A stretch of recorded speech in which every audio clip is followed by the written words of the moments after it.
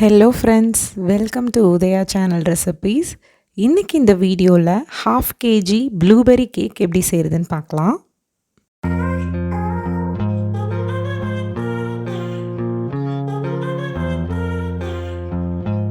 Half KG blueberry cake பண்ணுறதுக்கு முதல்ல ஒரு டர்ன் டேபிளில் 1 kgக்கு உண்டான கேக் போர்டை வச்சுருக்கேன். கேக் மூவ் ஆகாமல் இருக்கிறதுக்காக அந்த கேக் போர்டில் கொஞ்சமாக க்ரீம் அப்ளை பண்ணிவிட்டு அதில் ஃபஸ்ட் லேயர் வெனிலா ஸ்பாஞ்ச் வச்சுக்கிறேன். இப்போ இதுக்கு மேலே சுகர் சிரப் சேர்த்து கேக்கை நல்லா வெட் பண்ணிக்கிறேன். 1/2 kg கேக் பண்ணுறதுக்கு 1 kg அளவில் கேக் போர்டு எடுத்திருக்கேன். இதே மாதிரி எந்த கேக் பண்ணாலும் சரி, அந்த கேக் அளவை விட கொஞ்சம் பெருசாக இருக்க மாதிரி கேக் போர்டு எடுத்துக்கோங்க. அப்போ தான் ஐசிங் பண்ணுறதுக்கு ஈஸியாக இருக்கும். சுகர் சிரப் சேர்த்து வெட் பண்ணதுக்கப்புறமா இப்போ இதுக்கு மேலே விப்டு க்ரீம் சேர்த்துக்கிறேன். விப்டு க்ரீம் சேர்த்து நல்லா ஈவனாக ஸ்ப்ரெட் பண்ணி விட்டுக்கிறேன். விப்பிங் க்ரீமில் தேவையான அளவு பவுடர் சுகரும் கொஞ்சமாக ப்ளூபெர்ரி எசன்ஸும் சேர்த்து க்ரீம் ரெடி பண்ணி எடுத்திருக்கேன்.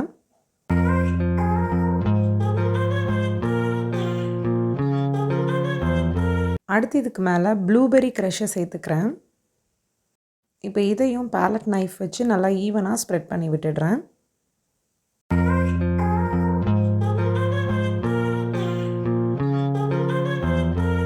அடுத்து இதுக்கு மேலே செகண்ட் லேயர் கேக் வச்சுக்கிறேன்.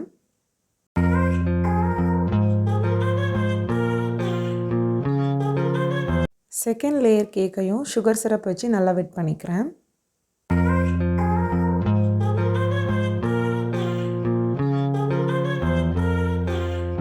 அடுத்து இதுக்கு மேலே க்ரீம் சேர்த்துட்டு நல்லா ஈவனாக ஸ்ப்ரெட் பண்ணிக்கிறேன்.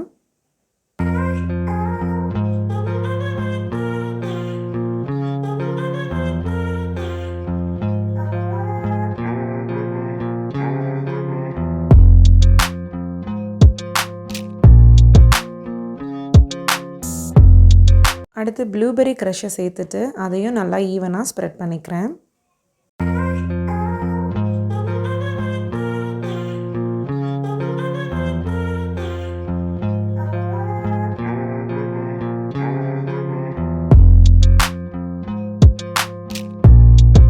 தேர்ட் லேயர் கேக் வச்சுட்டு அதையும் சுகர் சிரப் வச்சு நல்லா வெட் பண்ணிக்கிறேன்.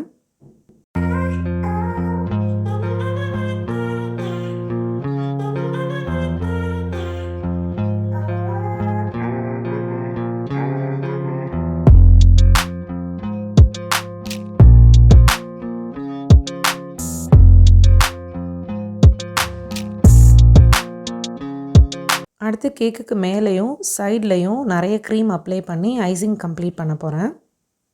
நீங்கள் முதல்ல க்ரம் கோட் முடித்து கொஞ்சம் நேரம் ஃப்ரிட்ஜில் வச்சுட்டு அதுக்கப்புறமா கூட க்ரீம் சேர்த்து ஃபைனல் கோட் கொடுத்துக்கலாம்.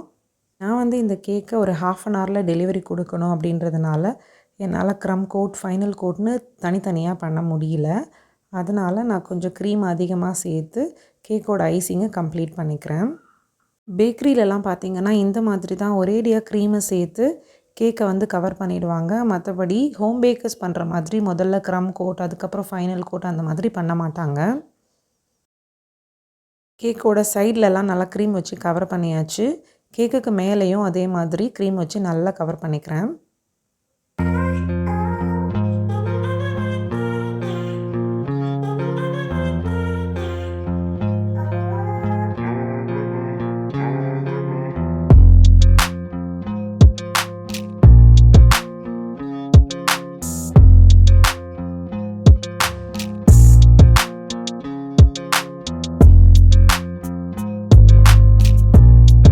இந்த மாதிரி ஓரளவுக்கு ஷார்ப் எட்ஜஸ் கொடுத்ததுக்கப்புறமா சைடில் இது போல் டிசைன் கொடுத்துக்கிறேன்.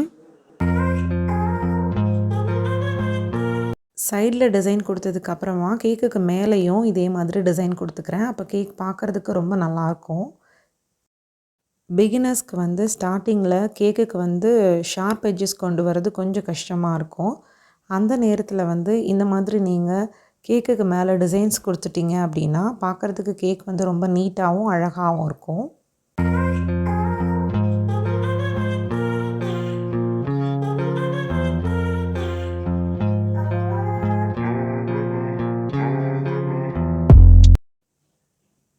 இப்போ பாருங்கள், பார்க்குறதுக்கு ரொம்ப அழகாக இருக்குது கேக்கு.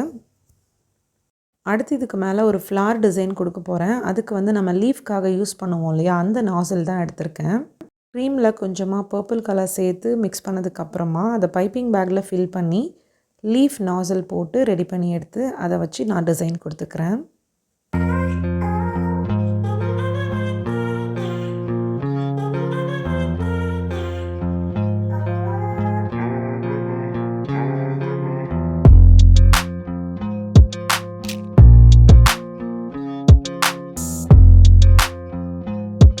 இதே நாசல் வச்சு சைட்லேயும் ஒரு பார்டர் மாதிரி கொடுத்துக்கிறேன்.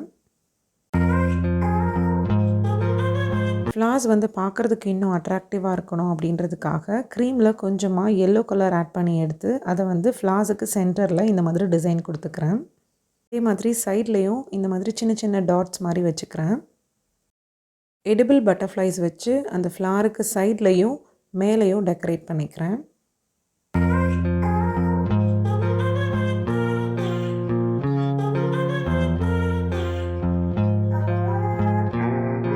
அடுத்து கேக்குக்கு மேலே விஷஸ் எழுதிக்கிறேன். அவ்வளோதாங்க, 1/2 kg ப்ளூபெர்ரி கேக் ரெடி ஆகிடுச்சு. நீங்களும் இதே மாதிரி ட்ரை பண்ணி பாருங்கள். 1/2 kg ப்ளூபெர்ரி கேக்கை நான் 450க்கு கொடுப்பேன். இது 1/2 kg விட கொஞ்சம் கூட இருந்ததுனால 500 rupeesக்கு கொடுத்தேன்.